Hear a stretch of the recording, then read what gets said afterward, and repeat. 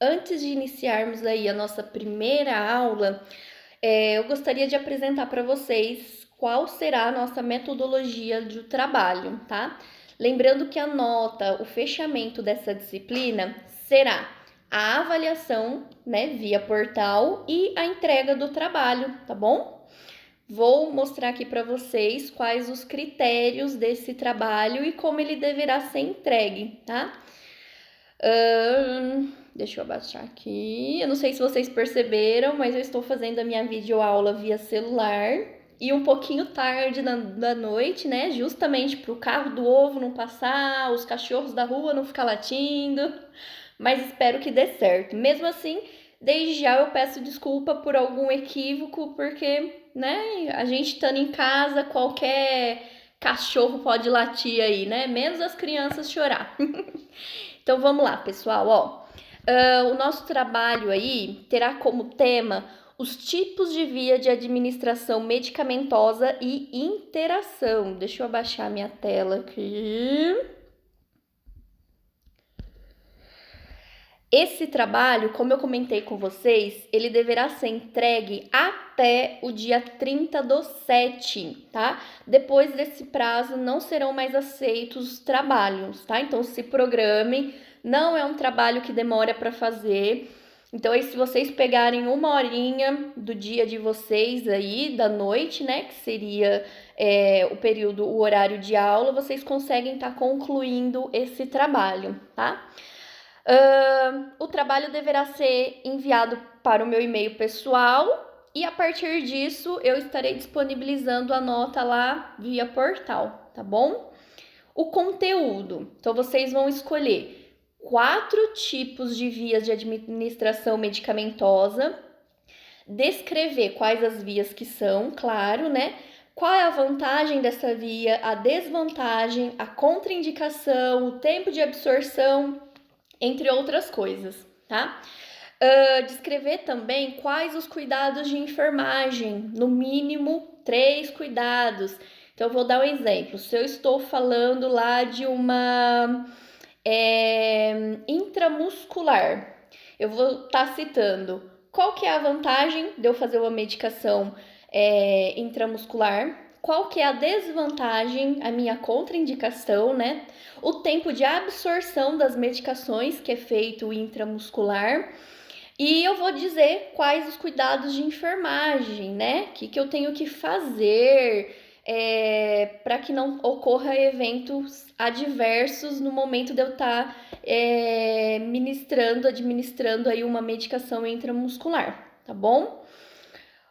Cuidado, gente, muito cuidado com plágio, tá? Lembrando que plágio é crime. Então, assim, vocês vão retirar alguma coisa da internet, usem as palavras de vocês, coloquem as referências de onde vocês estão retirando aquele material, tá?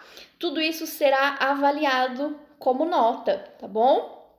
Então lá, o trabalho deve conter o nome do aluno, o tema, que o tema está descrito lá em cima, que é o tipo de via de administração medicamentosa e interações, tá? E o nome da escola. O total de páginas tem que ser no mínimo 4 e até 8 páginas, tá? Não adianta me mandar 20, 30 páginas, não. Tem que ser o mais breve possível de uma maneira que eu entenda que vocês entenderam do que estão falando, tá bom? Vocês precisam enviar para mim no formato PDF ou Word, tá? Lembrando que é só assim que eu consigo ter acesso, abrir os documentos, os trabalhos que serão enviados, tá? De outra forma, infelizmente, eu não vou estar conseguindo visualizar o trabalho que vocês irão enviar. Tentem seguir a formatação do texto na BNT, tá bom? Acredito que vocês já tiveram introdução em metodologia de pesquisa, né, informática, então é baseado justamente nessa disciplina aí que vocês tiveram. Citar as referências, isso é muito importante. Se vocês retiraram isso de algum livro, retiraram de alguma biblioteca virtual, de algum site, é importante citar ela lá na referência, tá bom? Como eu falei, tem que tomar cuidado com o plágio, né? Esse Ctrl+C, Ctrl+V também será avaliado, viu? E a nota final vai estar disponível lá via portal, ok? Como nossa primeira aula, deixa eu abrir aqui, nós já iremos dar início à nossa primeira aula, que vai falar sobre o Programa Nacional de Segurança do Paciente, as metas de segurança do paciente. Vocês tiveram a disciplina de Atenção e Segurança do Paciente 1. Acredito que vocês lembram das metas de segurança do paciente, que a gente vai estar reforçando aqui cada uma dessas metas detalhadamente, tá bom? O Programa Nacional de Segurança do Paciente, ele foi lançado em 2013 aqui no Brasil, tá? Pelo Ministério da Saúde e pela Anvisa. Lembrando que esse programa, ele foi implementado devido a uma pressão que teve, né, da ONU, a Organização Mundial aí, que em 1999 foi disponibilizado aí lá nos Estados Unidos e para o mundo um livro chamado Errar é Humano. Nesse livro, ele conta com vários estudos dizendo quanto os serviços de saúde, eles negavam erros, né? Omitiam os erros médicos de enfermagem. Então, na verdade, esses dados, eles não eram fidedignos, né? Porque muitos erros aconteciam e a instituição de saúde não assumia esse erro. Então, a partir disso, muitos casos começaram a ser notificados, a terem que ser notificados, né? Então, qualquer evento adverso, qualquer dano ao paciente, desde então, ele precisou ser notificado. Mas, no Brasil, esse critério de notificação só começou a engatinhar em 2013 pelo Programa Nacional de Segurança do Paciente, tá? Ele vem aí propondo algumas medidas de prevenção e redução de ocorrências de incidentes nos serviços de saúde, né? Então, ele veio trazendo aí protocolo de segurança, de identificação segura, de cirurgia segura, tudo isso para evitar danos ao paciente, tá bom? O Brasil compõe, junto com outros países, a Aliança Mundial para a Segurança do Paciente, estabelecida pela Organização Mundial de Saúde. Como eu comentei com vocês, o Brasil faz parte aí dessa aliança, que em 1999 deu o pontapé inicial aí da segurança do paciente, mas que o Brasil só tomou por si em 2013, tá? A aliança tem como principal proposta instituir medidas que aumentem a segurança do paciente e a qualidade no serviço de saúde através do aprimoramento político. A minha cachorra latindo, gente. Desculpa. Entre abril e junho de 2013, o Ministério da Saúde colocou em consulta pública 6 protocolos de prevenção e eventos adversos associados à assistência à saúde, baseando-se nas metas internacionais de segurança do paciente. Quais seriam esses protocolos? E até então se tornou como meta de segurança do paciente. São 6 metas aí. A primeira, identificação segura e correta do paciente. A segunda, melhorar a comunicação entre os profissionais de saúde, tá? A terceira, melhorar a segurança na prescrição, no uso e administração de medicamentos. Quando nós falamos dos certos da enfermagem, né, na administração, ele entra muito nessa meta 3 aí. A quarta, assegurar cirurgia em local de intervenção, procedimento e paciente correto, que é o checklist de cirurgia segura, nós iremos falar sobre ele também. A quinta, higienização das mãos, tá? Ainda mais agora, nessa pandemia, né? E a última meta, que é reduzir o risco de queda e lesão por pressão, tá? São 6 protocolos que estão disponíveis lá no Ministério da Saúde e hoje em dia todas as instituições elas têm um núcleo de segurança do paciente, sejam elas públicas ou privadas, que trabalham essas metas de segurança aí, tá bom? Lembrando que esse material eu vou estar deixando disponível no portal, vocês terão acesso a ele. E não esqueçam de responder a atividade complementar dessa primeira aula, tá bom? Caso vocês tenham alguma dúvida, anotem que no dia 28 nós teremos uma aula online, justamente para tirar essas dúvidas das aulas. Vou abrir aqui a segunda aula. A nossa segunda aula, nós iremos falar sobre a meta 1, que é a identificação correta do paciente, tá bom?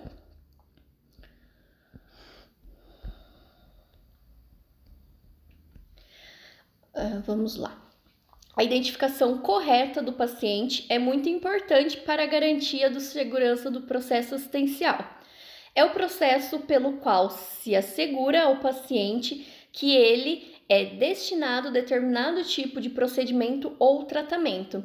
Quem nunca, passou num pronto atendimento, ou realizou alguma cirurgia, ou foi fazer algum tratamento específico e teve que confirmar alguns dados, Muitos casos em pronto-socorros, eles utilizam algumas pulseirinhas coloridas, Seguindo o protocolo de Manchester. O protocolo de Manchester nada mais é do que a nossa classificação de risco. Então, baseada na queixa e nos sintomas do paciente e devido à sua escala de dor, os seus sinais vitais, ele te coloca numa classificação de risco e aí é priorizado ou não com as pulseiras coloridas aí, tá bom? Nessas pulseiras, sejam elas coloridas ou não, normalmente elas são identificadas com os dados do paciente, tá? Muitas vezes, em alguns serviços, eles não disponibilizam de pulseirinha, mas sim de etiqueta na própria roupa do paciente, tá bom?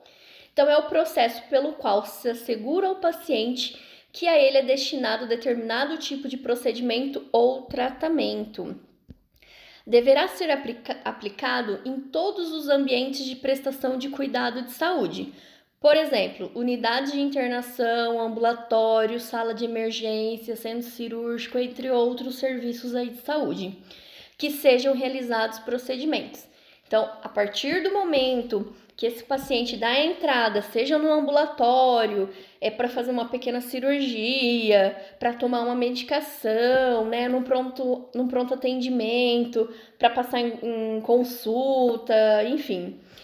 A partir do momento que ele dá a entrada no serviço de saúde, ele precisa ser identificado, tá? Para que essa identificação? Ela é a primeira meta de segurança, porque os maiores erros que acontecem, já tem vários estudos aí, tá?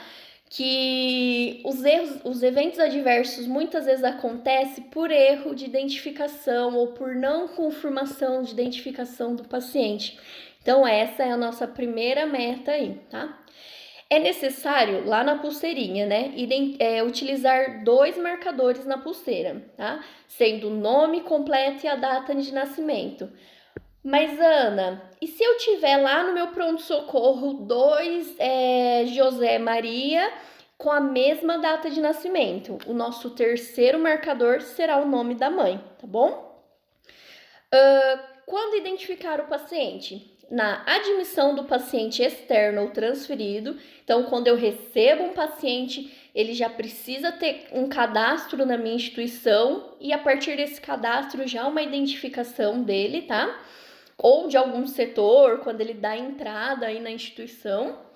Sempre que a identificação for retirada, então se por um equívoco o paciente retirar, a gente precisa colocar uma pulseirinha ou uma identificação, seja em etiqueta, no paciente novamente.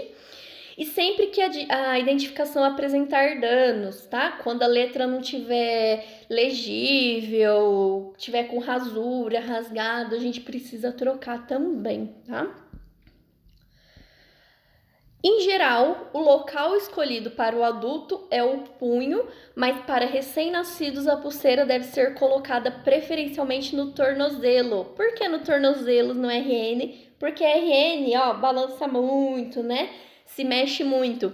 Então, o ideal é que se coloque no tornozelo, conforme a imagem aí, ó, mesmo que o RN se mexa, né? O tornozelo é mais difícil, essa pulseirinha está sendo retirada, tá? Nos casos em que não haverá possibilidade do uso em adultos em membros superiores, indica o uso de membros inferiores.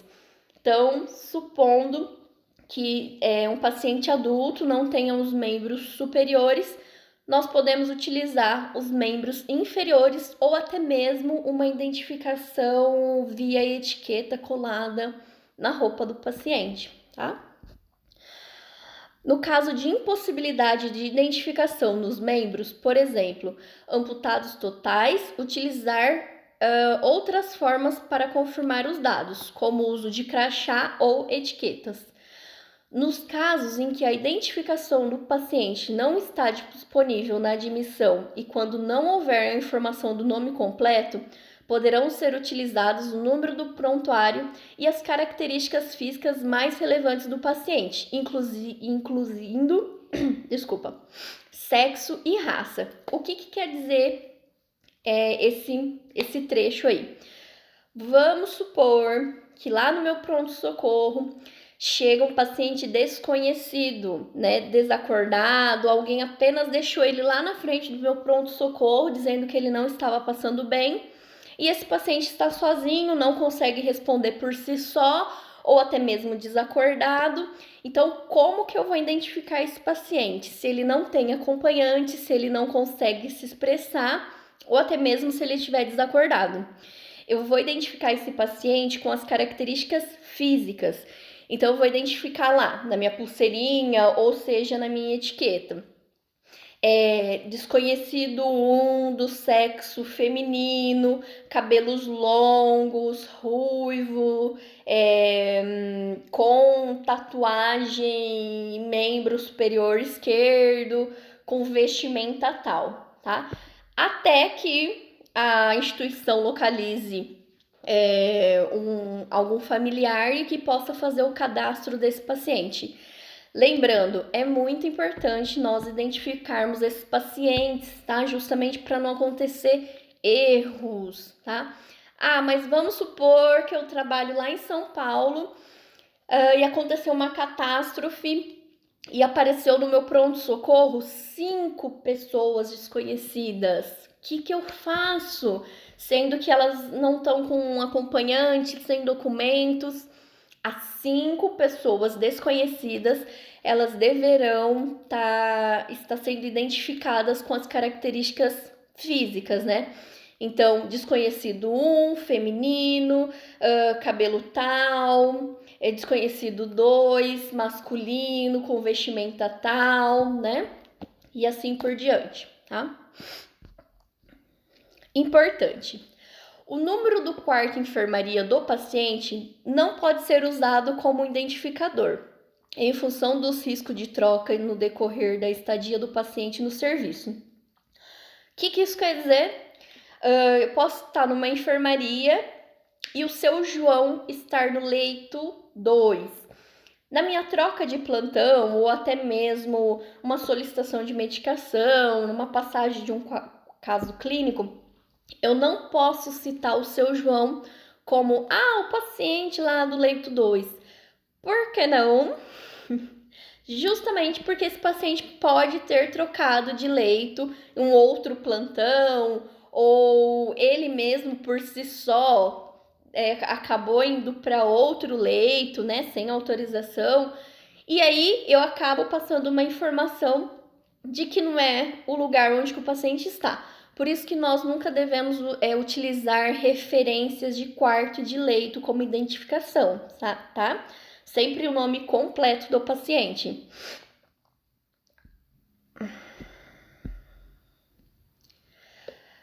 A confirmação da identificação do paciente será realizada antes de qualquer cuidado que inclui a administração de medicamentos, administração de sangue, de hemoderivados, coleta de material para exames, a entrega de dieta e a realização de procedimentos invasivos, entre outros, tá?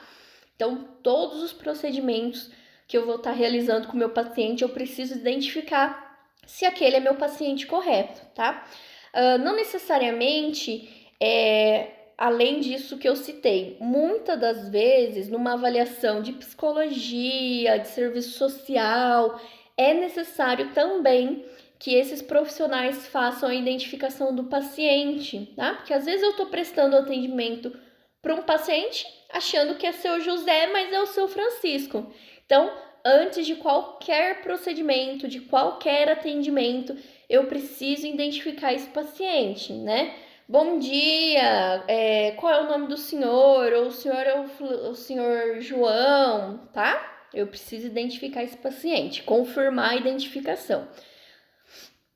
Nunca pergunte ao paciente, você é o senhor Silva? Porque o paciente pode não compreender e concordar por engano. Isso acontece muito em pronto atendimento.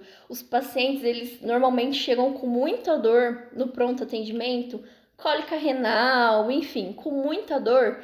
E aí você chama um paciente e vai confirmar com ele, o senhor é seu José? E ele tá com tanta dor que ele não compreende, ele acaba dizendo que justamente para que seja administrado aí a medicação para a dor dele, para que ele melhore.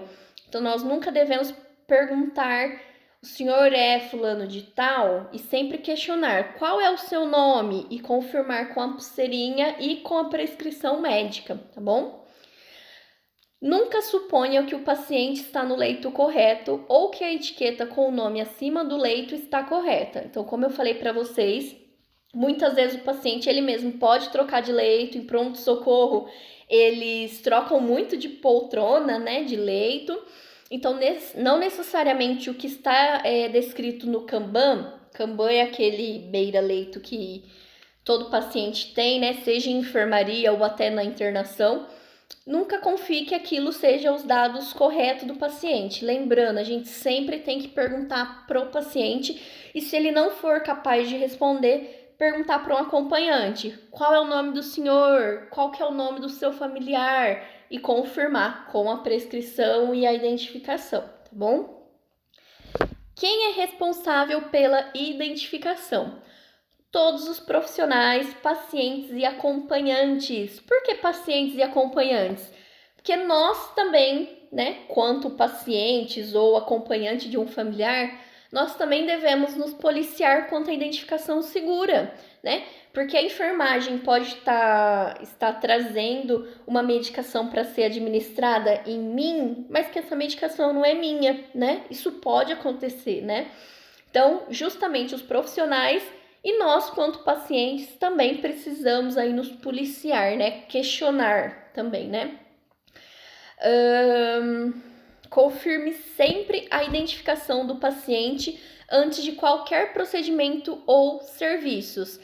Essa confirmação, essa identificação do paciente, ela vai estar ou na pulseira, como eu falei para vocês, na identificação beira-leito, nos Kanbans, né? Na prescrição médica, no rótulo das medicações, hemocomponentes, entre outros aí, produtos que talvez sejam administrados no paciente. Nas dietas, é muito importante confirmar a correta identificação do paciente, até mesmo para a dieta, porque às vezes você solicita uma dieta lá para nossa copa, se nós não identificamos se aquela dieta é correta para o paciente José, eu posso estar administrando uma dieta hipercalórica, né? Para um diabético, enfim, tá? Espero que vocês tenham gostado das nossas 2 primeiras aulas. Em breve eu volto com a nossa 3ª aula, tá bom? Deixem suas dúvidas no portal.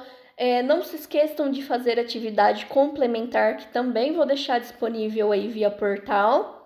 Caso vocês tenham alguma sugestão de melhoria aí das nossas aulas EAD, também pode deixar aí via portal, que nós tentaremos aí fazer o melhor possível, tá bom? Muito obrigada, alunos, e em breve a gente volta com as próximas aulas, tá bom? Beijo!